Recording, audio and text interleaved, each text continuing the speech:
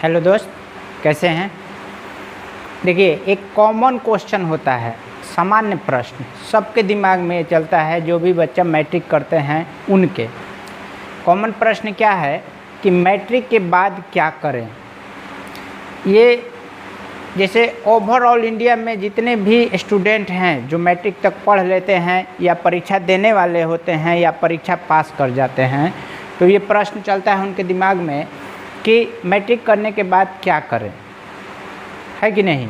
आपके परिवार में या आप खुद जो देख रहे हैं, आपके दिमाग में भी ये प्रश्न चल रहा होगा कि मैट्रिक के बाद क्या करना चाहिए, क्या उचित होगा, क्या अनुचित नहीं होगा। अभी इस भीड़ जनसंख्या को ध्यान में रखते हुए, बेरोजगारी को ध्यान में रखते हुए क्या करें ताकि रोजगार पा सकें, यानी बेहतरीन ढंग से जीवन व्यतीत कर सकें, है कि नहीं। यदि है तो आप इस वीडियो पर रुकिए, समय दीजिए। अगर आप वीडियो स्किप कर देंगे तो कैसे इसका सॉल्यूशन पाएंगे। थोड़ा सा टाइम दीजिए इस पर और सीखिए कि हम क्या कह रहे हैं।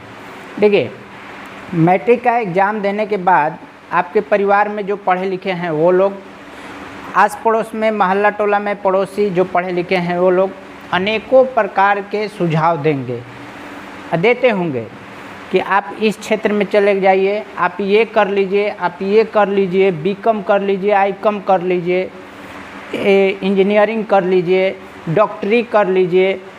लोग को सलाह देने का एक काम है, वो सलाह देंगे, लेकिन बाद में आपके साथ क्या होगा ये सिर्फ आपको पता चलेगा। इसलिए आप इस वीडियो में रुकिए, हम आपको सलाह नहीं देंगे, हम आपको बता रहे हैं कि किस स्थिति में कैसा डिसीजन आप ले सकते हैं, इससे आप सीख सकते हैं। तो चलिए वीडियो को हम स्टार्ट करते हैं। टॉपिक आज का है कि मैट्रिक यानी 10वीं के बाद क्या करें। हम इसमें 3 चीज़ लिए हैं, रुचि, इंटरेस्ट, दूसरा है मांग यानी डिमांड, और तीसरा है भीड़ यानी क्राउड। ठीक है, तो एक एक करके हम आपको सब डिफाइन करेंगे कि इसका मतलब क्या, हम क्या कहना चाह रहे हैं। यदि आप इस वीडियो को समझ गए तो हमें उम्मीद है कि आप अपने जीवन में एक बेहतर निर्णय ले पाइएगा। देखिए, रुचि क्या हम लिखे हैं, 10वीं के बाद तक पढ़ते पढ़ते हमें ऐसा लगने लगता है कि मेरा जो रुचि है, इंटरेस्ट किस क्षेत्र में है, हम किस क्षेत्र में बेहतर काम कर पाएंगे। यदि आपको ऐसा लग रहा है कि मुझे सरकारी नौकरी लेना है, इसमें 3 चीज़, देखिए, सरकारी नौकरी,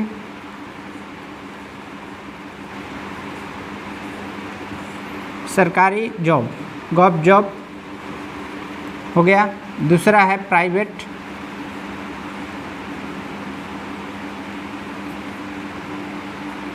जॉब, और तीसरा है बिजनेस।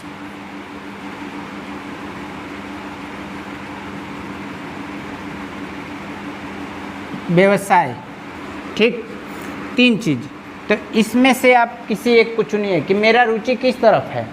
क्या आप सरकारी जॉब कर पाएंगे, या फिर प्राइवेट जॉब आपको अच्छा लगता है तो इसके लिए कोई कोर्स करना पड़ेगा, तब जाके प्राइवेट में बेहतर पद मिलेगा, या फिर आपके पास यदि पूंजी है तो बिजनेस में रुचि है। तो ये तीनों चीज़ में आप पहले अपने आप को देखिए कि हम तीनों में किस में समर्थ हैं, कर पाएंगे कौन सा। अब इसमें आप सरकारी में आते हैं, ज़्यादातर बच्चों का यही रहता है कि मेरा सरकारी नौकरी हो जाए। तो ठीक है, सरकारी नौकरी हो जाए, आप इसमें लग गए, रुचि यदि लग गया तो लग गए। तो सरकारी नौकरी में यदि लगे, 3 साल 4 साल आप देखें, उसमें तैयारी किए, एग्ज़ाम दिए, यदि हो गया तब तो ठीक है, नहीं हुआ तो आप उसमें अब ज़्यादा समय अपना व्यतीत मत कीजिए। से 3 साल मान लिए देख लिए, 3 साल के बाद अब उसमें आप समय नहीं गंवाएंगे। इसके लिए, सरकारी नौकरी के लिए, ये कब करेंगे, जब इंटर करेंगे, ग्रेजुएशन करेंगे, उसके बाद इसका तैयारी करेंगे। अब रहा बात कि सरकारी नौकरी में मुझे नहीं जाना है, तो ठीक है, नहीं जाना है तो आप प्राइवेट वाले चुनेंगे। तो प्राइवेट के लिए आप कोई अलग से कोर्स करेंगे। तो मैट्रिक के बाद अब देखिए कि प्राइवेट में किस सेक्टर में जाना है हमें। ITI करके वेल्डर, इलेक्ट्रीशियन बनना है, या फिर कोई दूसरा ट्रेड लेना है इसमें बेहतर, या फिर MBA वगैरह करके उसमें ये मैंने बिजनेस मैनेजमेंट में जाना है, कोई बड़ा पोस्ट पकड़ना है, इंजीनियरिंग करके इंजीनियर बनना है, तो आप ये सब प्राइवेट जॉब में। और बिजनेस में देखिए, अगर आपके पास पूंजी है, आपको बिजनेस में रुचि है, मन लग रहा है कि हम बिजनेस को कर पाएंगे, या फिर आपके परिवार में कोई बिजनेस में है, उसको आपको लग रहा है कि हम हैंडल कर पाएंगे, तो आप इसमें आ जाइए बिजनेस में। ठीक हो गया। दूसरा है पॉइंट डिमांड, मांग। ये क्या है?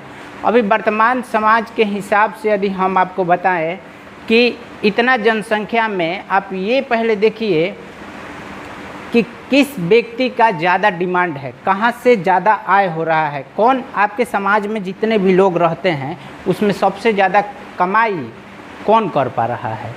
इंजीनियर, डॉक्टर, वकील, किसान, मजदूर, प्राइवेट नौकरी वाले, सरकारी नौकरी वाले, ये सब चीज़ मिलाइए अपने आसपास कि कौन लोग किस पद पर हैं और कितना कमा रहे हैं। इसमें मांग में हम आपको ये कह रहे हैं कि अभी समाज में किस लोगों की ज़्यादा मांग है।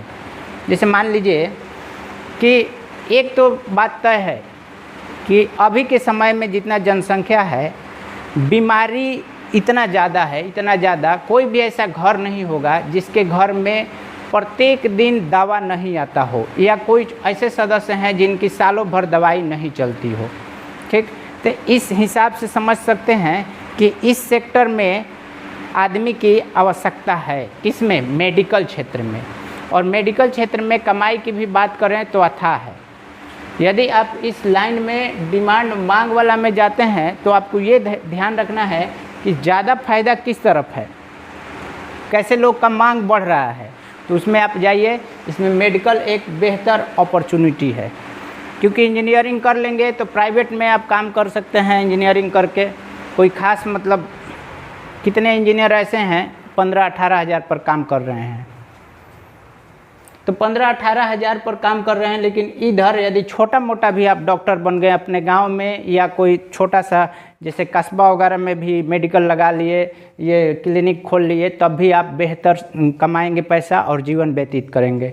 ये यहाँ पर मांग में अपॉर्चुनिटी यही बन रहा है, क्योंकि जनसंख्या रुकने वाला नहीं है, जनसंख्या बढ़ते जाएगा, और जनसंख्या बढ़ने के साथ में दवाई और मेडिकल जो क्षेत्र है इसका विस्तार होगा, आपका उसमें अपॉर्चुनिटी, अवसर बनेगा यदि ये चुनते हैं तब।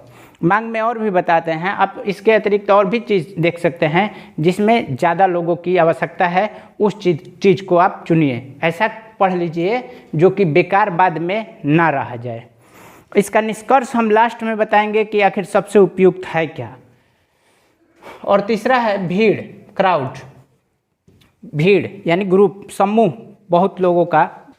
तो ये भीड़ जो है इसलिए लिखे हैं कि आपके भीड़ का हिस्सा मत बनिए।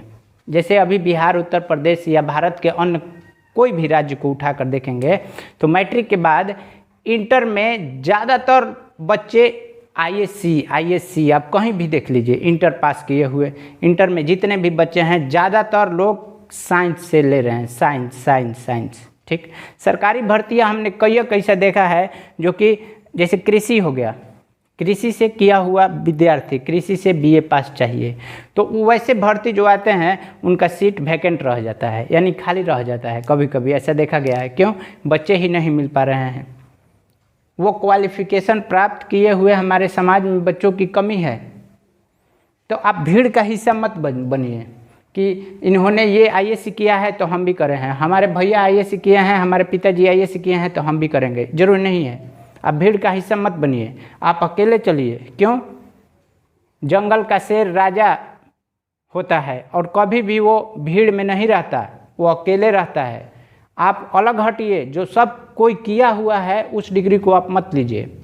जब सरकारी भर्तियां हर क्षेत्र में निकलता है और हर क्षेत्र में जहां पर ज़्यादा भीड़ होगा आपका अपॉर्चुनिटी यानी अवसर वहां पर सिलेक्शन का कम होगा। यदि आप कोई अलग जैसे शास्त्री का डिग्री ले लिए, ये कृषि का ले लिए, कलाकारी पेंटिंग का ले लिए, ये सब यूनिक हुआ, बहुत कम लोगों करते हैं। यदि आप भी साइंस लेके फिजिक्स केमिस्ट्री मैथ पढ़ रहे हैं तो क्या पढ़ रहे हैं? कुछ भी नहीं। ऐसे तो लाखों करोड़ों लोग पहले से ही पढ़े हुए हैं, क्या कीजिएगा वो पढ़ के?